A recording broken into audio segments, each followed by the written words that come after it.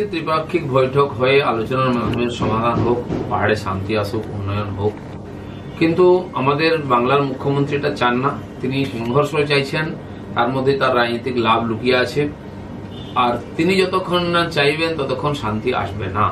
এখন পর্যন্ত উনি মন স্থির করতে পারেননি যে কি চাইছেন বা কি করবেন, তো সেই জন্য দোলাচল আছে। আর এর চেয়েও ভয়ঙ্কর অবস্থা, এর আগে আমরা আন্দোলন দেখেছি পাহাড়ে, এটা পাহাড়ের আন্দোলনের একটা চরিত্র। বিশেষ পরিস্থিতি হয়, শাসক এবং ওখানকার যারা আঞ্চলিক দল তারা নিজের সুবিধা অনুযায়ী আন্দোলন শুরু করেন, শেষ করেন। কেন্দ্র সরকার অবশ্যই একটা পার্টি এবং আমরা শান্তি চাইছি, কিন্তু সেই দুই পার্টির মধ্যে পরস্পরের মধ্যে কথা বলতে প্রস্তুত নন। তো সেই জন্য আমার মনে হয় এখনো সেই পরিস্থিতি তৈরি হয়নি।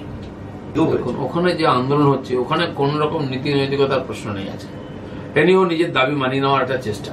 শিশুদের সামনে নেওয়া অনেকেই নেয়। আমরা এখানে দেখেছি এইডস আন্দোলনের দিনের পর দিন স্কুলের বাচ্চারা এসে প্লাকার্ড ধরে আর রাস্তায় হেঁটেছে।